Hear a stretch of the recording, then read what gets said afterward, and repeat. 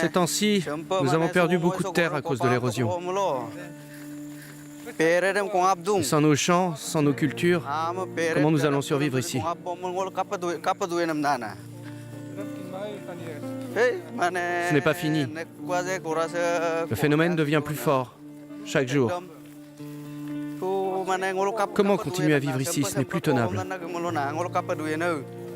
Maintenant, la rivière se rapproche de nos maisons. Les pans de terre ont été engloutis en quelques semaines seulement.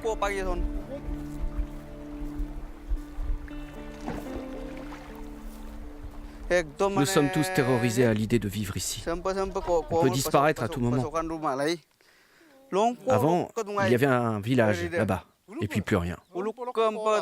Un village entier, et aujourd'hui, juste l'eau de la rivière.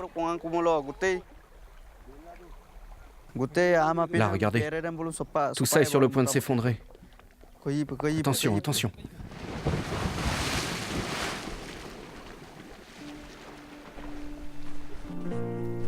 Les habitants de Missamora vivent chez eux comme des réfugiés, sur une terre à moitié engloutie par les caprices d'un fleuve, le Brahmapoutre. C'est l'un des plus larges du monde, l'un des plus peuplés aussi, avec sa grande île, Majuli. Mais depuis un demi-siècle, ce monde disparaît, frappé par une érosion des sols, hors de tout contrôle. Nous ne pourrons plus tenir à ce rythme-là. L'érosion est bien trop forte. On allait presque pouvoir récolter ce riz.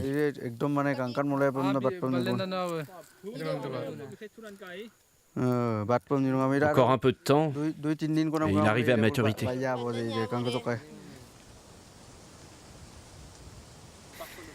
C'est ici que le Brahmapoutre et le Subansiri se rejoignent.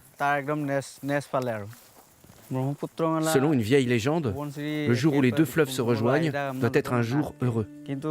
Mais aujourd'hui, c'est arrivé et c'est une malédiction. À cause de ça, nous sommes presque sans terre, presque des réfugiés. C'est un véritable désastre.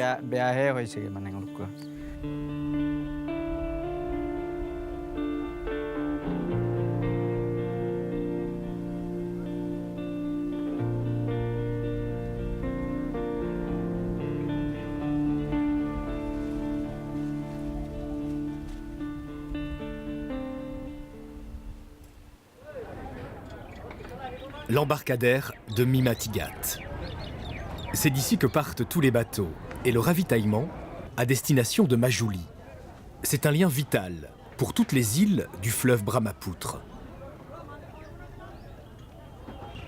Mais les berges sont instables. Elles doivent être en permanence consolidées par ces milliers de sacs de sable. Contenir les flots, c'est le travail de titan qui a été confié aux experts du Brahmapoutre à bord, une agence spéciale du gouvernement chargée de combattre l'érosion. L'État d'Assam se trouve aujourd'hui dans une situation particulièrement grave. 8% des terres de l'État ont été englouties. Et encore, on prend des mesures pour freiner l'érosion. Vous voyez l'île de Majuli sur le fleuve? C'est un site protégé, ça. Et sa surface a été réduite de moitié en seulement 40 ou 50 ans, juste à cause de l'érosion. Mais il ne s'agit pas que d'érosion ici. Pensez à ceux qui sont démunis de tout. Un homme riche devient pauvre en une nuit. Et cette situation est commune à toutes les terres menacées dans le monde. Mais il y a des solutions. On consolide les berges avec des sacs de sable. On installe des fortifications en béton. On peut contenir l'érosion, pas seulement sur le Brahmapoutre, mais partout où c'est nécessaire. Les certitudes de l'expert laissent rêveur. L'érosion semble inarrêtable. Ici, on pense que de toute façon, il est vain de vouloir lutter contre la force d'un fleuve. Et avec les changements climatiques qui guettent, personne pour parier sur une prochaine amélioration. Alors on s'adapte. 6 mois d'inondation, 6 mois d'érosion. Quand les inondations sont trop fortes, on doit cesser les liaisons avec Majuli. Il faut que le niveau de danger soit atteint pour stopper le trafic. On protège les zones d'embarquement par des sacs de sable. Sinon, l'érosion nous empêche d'accoster. On doit aussi protéger les villages. On installe des sacs de sable sur les rives.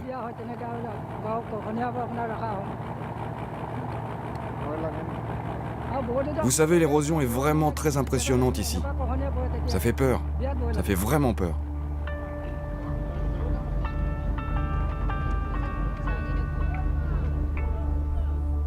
Malgré les quelques protections, les maisons tombent une à une dans les eaux du fleuve. Alors on passe son temps à déménager, à se replier un peu plus vers l'intérieur de l'île. Le Brahmapoutre est maintenant à quelques mètres de la terre de Mamouni. Elle a dû démanteler son ancienne maison de toute urgence, ne laissant là que les fondations et quelques morceaux de bois.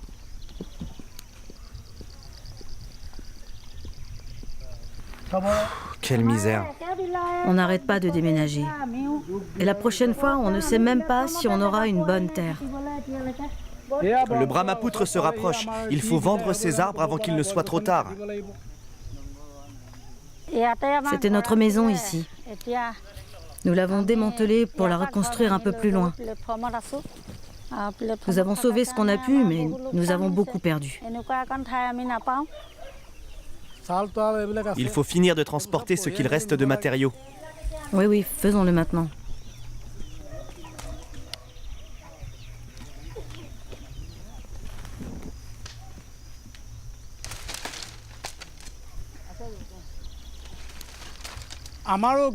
Notre nouvelle maison est à son tour trop près du fleuve. Nous allons devoir la démanteler dans 2 ou 3 jours.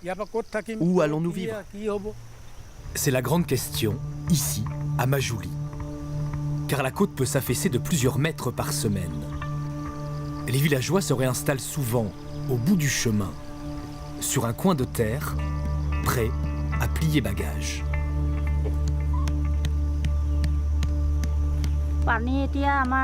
Pendant la mousson, l'eau monte à toute vitesse. Et nous en avons jusqu'au cou. On fait des petites embarcations avec le tronc des bananiers et on vit dessus.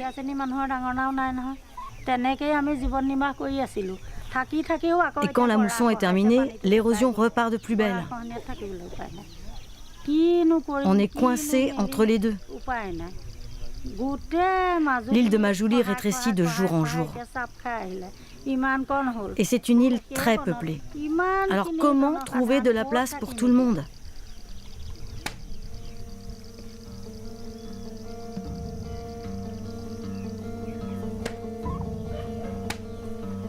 Majuli, c'est 160 000 habitants sur une île.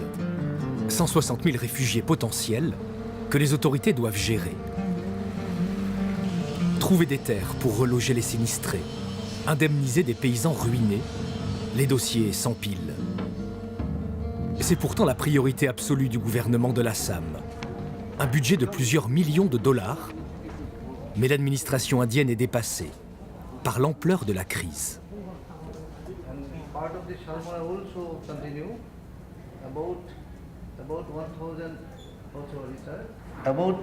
Au total, près de 15 500 familles ont perdu leur maison. On en a déjà relogé beaucoup en dehors de l'île. Ici, à Golaghat, sur la côte, c'est dans le district de Jorhat. On a aussi demandé au gouvernement de prendre en charge 2400 familles. Les 7600 familles restantes se sont réfugiées sur les remblais. Regardez, voilà sur les remblais surélevés. Les gens sont installés tout au long. Mais attention, ils sont tout près de la route. Si une forte inondation survient, ils seront emportés par la rivière. Alors comment protéger l'île principale? Avec des sacs de sable? Non, ce n'est pas concevable d'installer autant de géobags. En plus de faire des digues, des barrages ou toute autre chose, il faut bien avoir en tête que la déforestation joue un rôle très important. Surtout celle qui touche les grands arbres appelés Kejorida. Il nous faut des plantations. Elles permettront une protection active contre l'érosion. Il faut se focaliser là-dessus avec les services des forêts et de l'agriculture.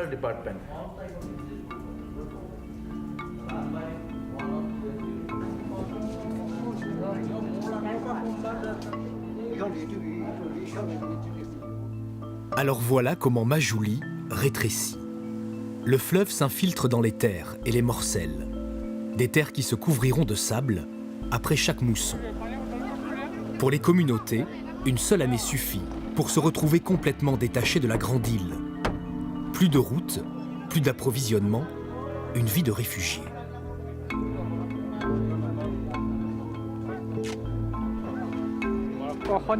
Cette année, l'érosion a sévèrement touché les villages les plus isolés. Nous organisons un convoi humanitaire pour la zone de Missamora. Nous allons distribuer une aide d'urgence pour 200 maisons environ.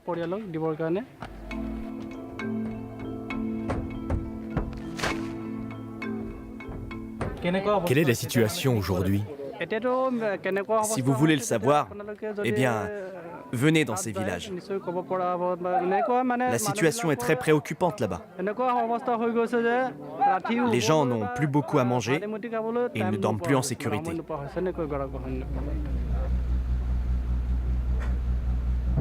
Les opérations humanitaires ne représentent qu'une goutte d'eau face aux besoins des populations.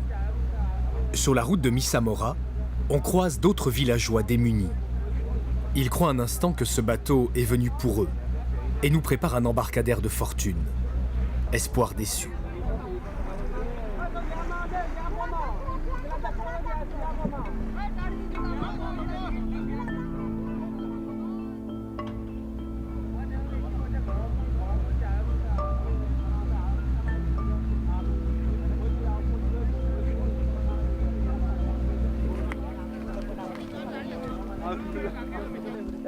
Les rares convois humanitaires ne changeront pas grand-chose. Et Penghu en est bien conscient. L'érosion frappe de plein fouet tous ces champs. Ici, les arbres ont été coupés pour laisser la place aux cultures. Et ces terres sont devenues les plus vulnérables.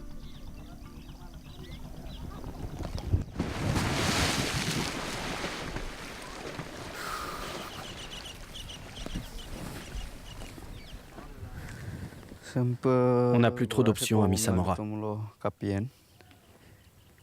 n'avons presque plus de terre où vivre. Je ne pense pas qu'à moi. Je pense à tous les habitants de cette région qui ne savent plus comment faire.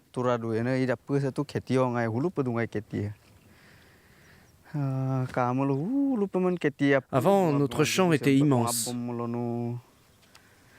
Mais aujourd'hui, il suffit juste à nous nourrir. Nous avons perdu presque toutes nos récoltes de lentilles et de riz.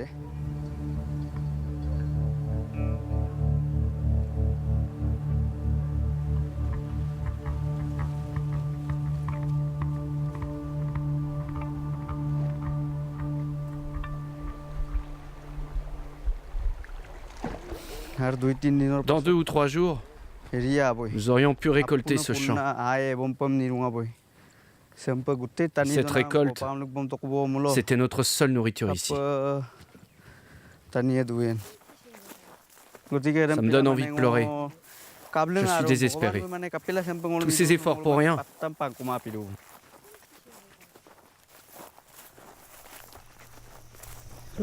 Alors, comment ça se passe ici? Depuis ce matin, l'érosion est très intense. Et je te parle juste entre ce matin et midi. Mais qu'est-ce qui va nous rester pour vivre?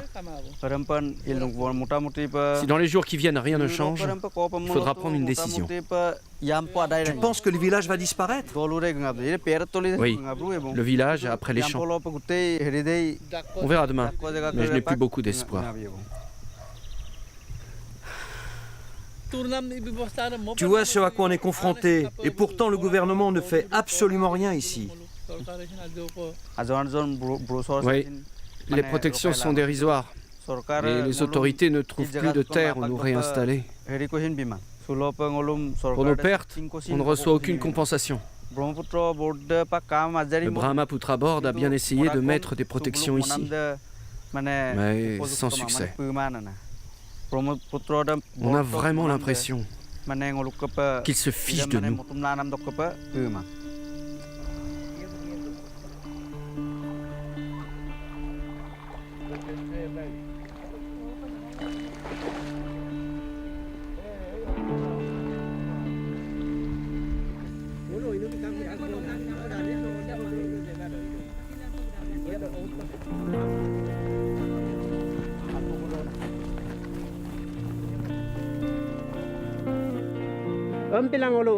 Nous faisons ces cérémonies pour prier contre les dégâts de l'érosion ici. Les dieux nous aident à protéger le village des ravages du fleuve. Nous, les gens du village, nous croyons que ça nous sauvera pour aujourd'hui.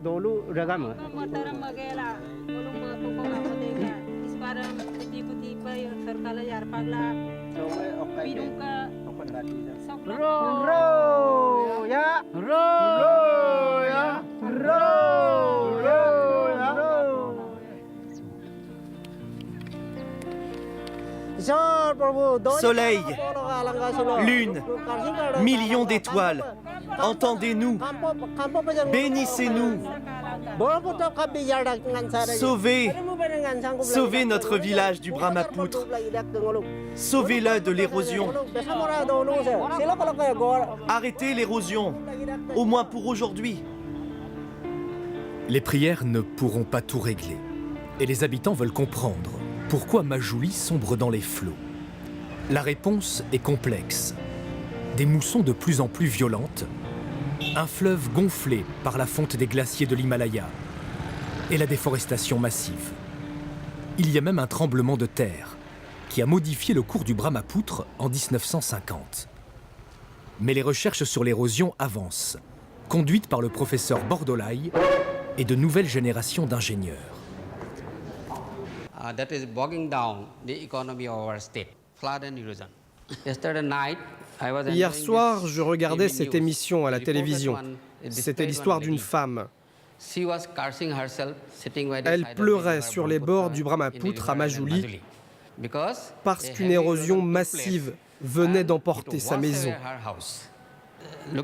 Face à la gravité de la situation, le gouvernement de l'État d'Assam a mis en place une force d'intervention pour contenir l'érosion et les inondations. C'était en 1954 et depuis ce jour, l'État d'Assam a perdu 400 000 hectares de terre. Des terres utiles qui sont perdues à tout jamais.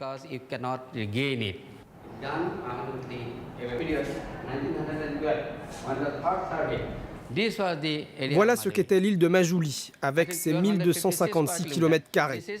La partie verte correspond à la période 1919-1925. Tout a disparu, englouti par la rivière, jusqu'à la marque orange. Jusqu'en 1972, cette partie aussi a sombré.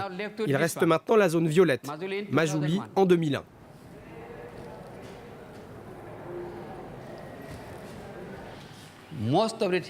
En y regardant de près, l'homme est largement responsable de cette érosion. Je vous l'ai dit, la végétation a disparu.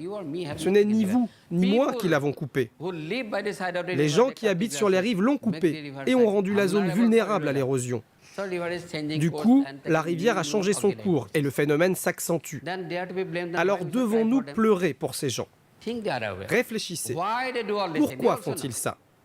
Ils savent qu'en rasant la végétation, ils vont engendrer ces problèmes. Mais ils vivent dans une grande pauvreté. Et ça renforce un cercle vicieux.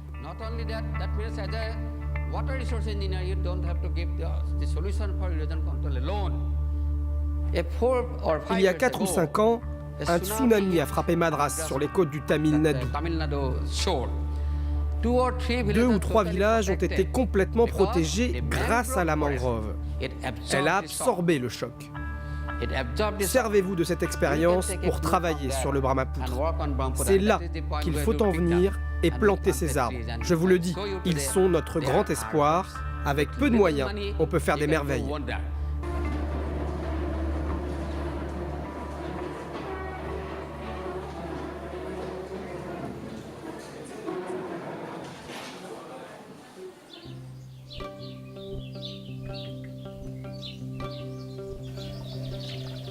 À Majuli, il y a une histoire que l'on se plaît à raconter. Un homme seul se serait attaqué au problème de la déforestation. Un paysan qui planterait des milliers d'arbres depuis des décennies pour sauver sa terre. Son nom, Jadav Payeng. Mais ici, tout le monde l'appelle Forestman.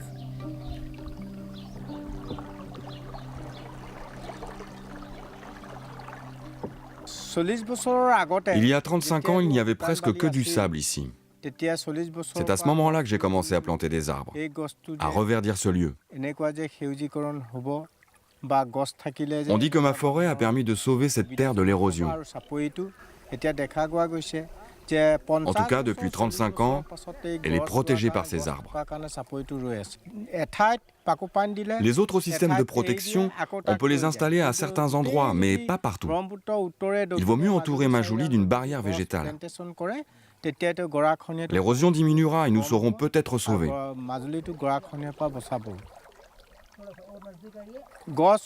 Ça fait tellement longtemps que je plante des arbres ici. En Inde, les gens m'appellent aujourd'hui Forestman. Et cette forêt porte mon nom.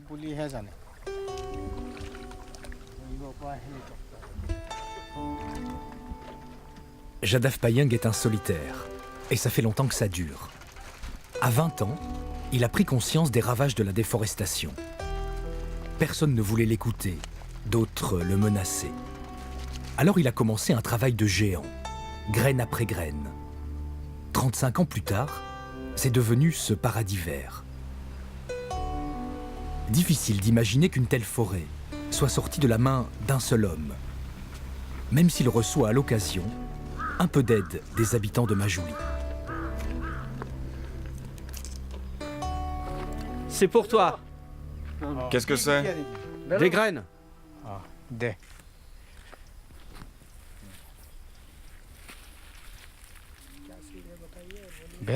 Cette fois, tu m'as apporté des graines de belco.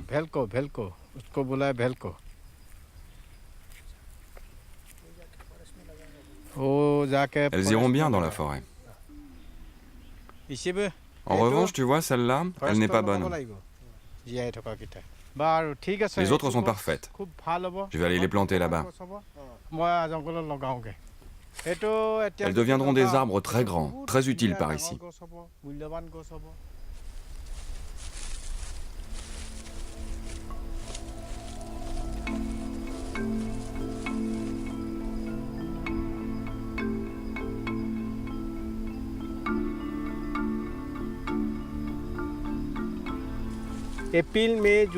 Avril, mai et juin sont les meilleurs mois pour planter des arbres ici.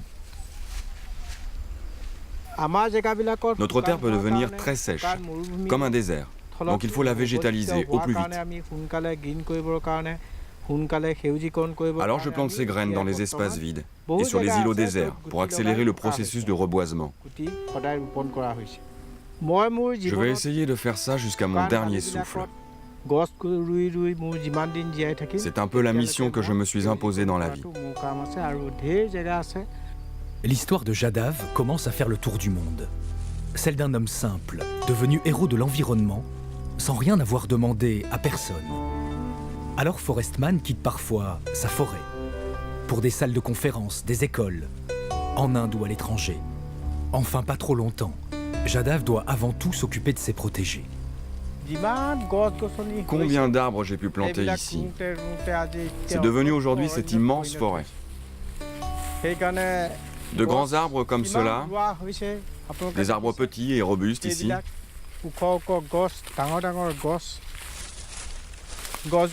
Mes graines sont devenues des arbres forts. Et maintenant, cette forêt fait près de 400 ou 500 hectares. J'en ai planté des milliers depuis tout ce temps.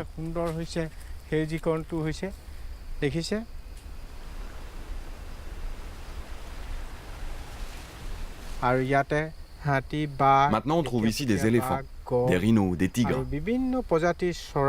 Ils sont revenus vivre sur l'île. Il y a tout un monde qui vit ici. Plein d'espèces ont trouvé un habitat. C'est aussi ça le but de cette forêt. Un toit pour les êtres vivants.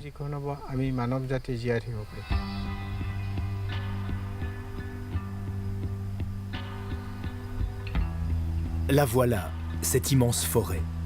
Presque 2 fois Central Park. Les arbres attendent l'arrivée de l'érosion en rang serré, prêts à résister de leur mieux.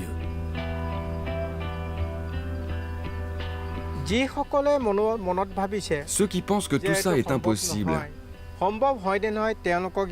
venez voir. Discutons et vous verrez que ça peut marcher. Ensuite, en rentrant chez vous, plantez des arbres et vous verrez que ce n'est pas si dur.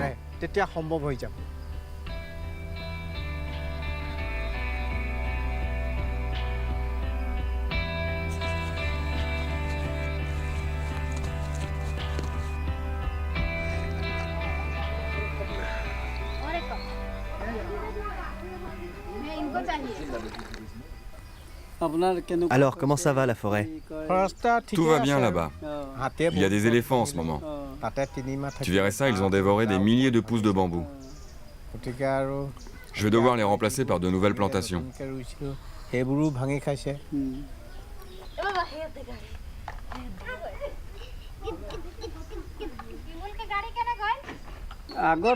Au début, les gens se demandaient ce que Jadav trafiquait là-bas.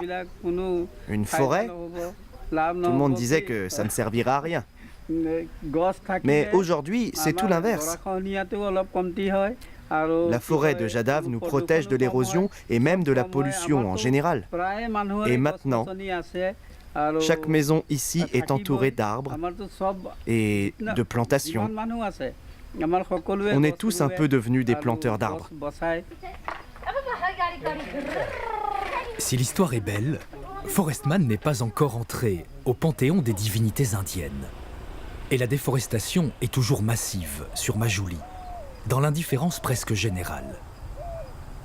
Dans les villages les plus menacés, on prend même les devants. On abat les arbres et les bambous pour les revendre avant qu'ils ne disparaissent dans le Brahmapoutre. De toute façon, les habitants nous disent qu'ils sont sûrement la dernière génération à habiter ici. Pour les enfants, on verra bien ce qu'il restera de terre à Majuli.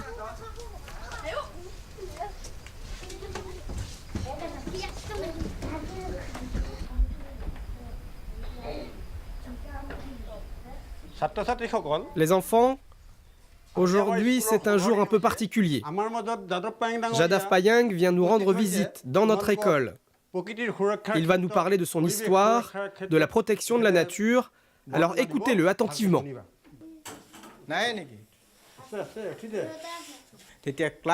Vous avez sûrement déjà entendu parler du réchauffement climatique. Eh bien, les arbres jouent un rôle très important. Ils permettent de lutter contre ce phénomène mondial. Il est urgent d'en replanter partout, mais aussi de protéger ceux qui sont là.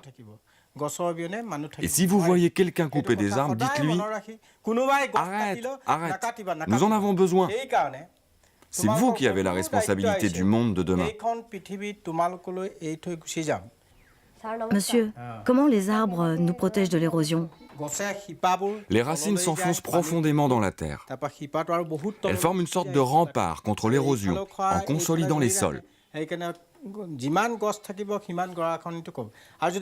même si un arbre tombe dans la rivière à cause de l'érosion, ce n'est pas inutile. Car l'arbre tombé et ses racines ralentiront le courant et protégeront les arbres suivants.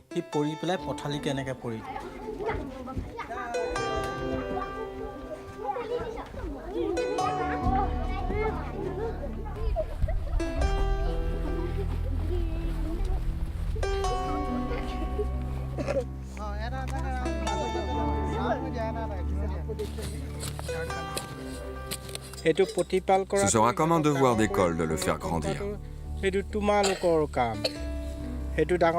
Quand il sera grand, il permettra au monde de mieux respirer. Mais il ne suffit pas de le planter. Il faudra le préserver et le faire grandir avec toute votre attention.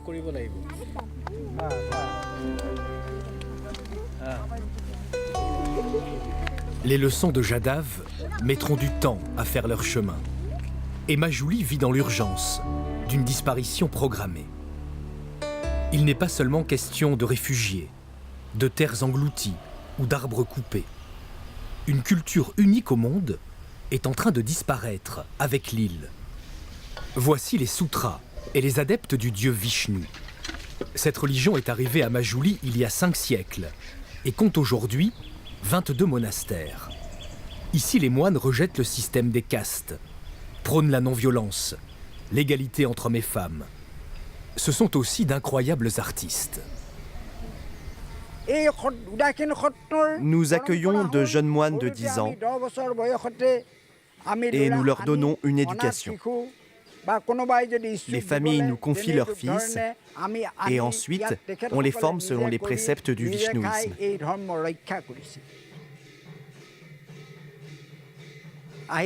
Notre art de la danse en particulier est très reconnu. On part jouer en Indonésie, partout en Inde et à l'étranger.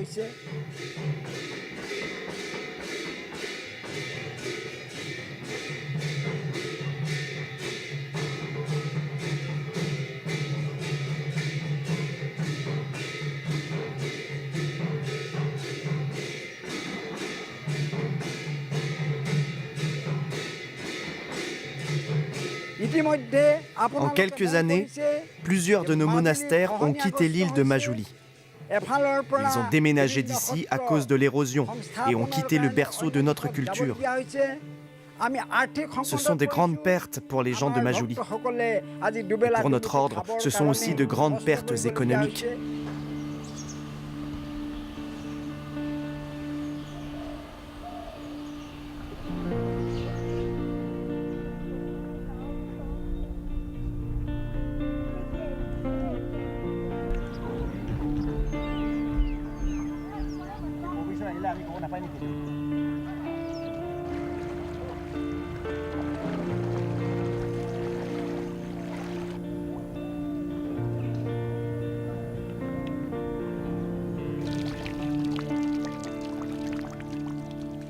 En une nuit, un monastère centenaire peut disparaître et perdre tous ses biens.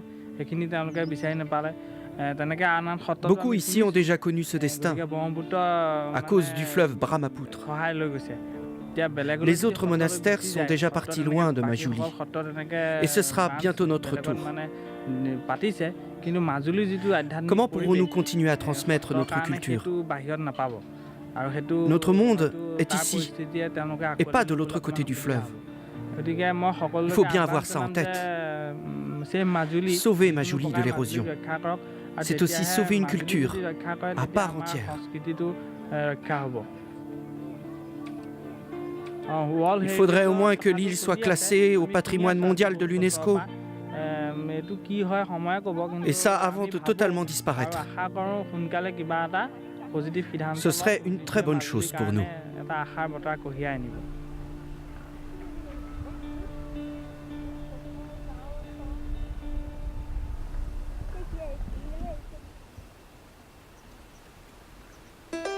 Heureusement, il y en a qui gardent espoir.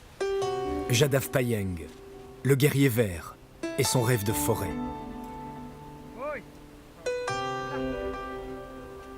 Il essaye en tout cas, et se répète souvent cette phrase de Gandhi. Vous devez être le changement que vous voulez voir dans ce monde. Alors Forest Man refait toujours les mêmes gestes, jusqu'à la tombée du jour. Ma première forêt peut se débrouiller toute seule maintenant. Et je veux reproduire cette expérience ici, sur l'île déserte de Mekai Chapuri. C'est le nouveau défi que je me suis lancé. Et ça avance pas mal. Ça pourra bien prendre 50 ans avant que cette terre ne redevienne verte. Peut-être plus. Et cette fois, je vais avoir besoin d'aide pour y arriver. Moi, je ne serai sûrement plus là dans 50 ans. Mais j'espère que d'autres prendront la relève et finiront ce travail.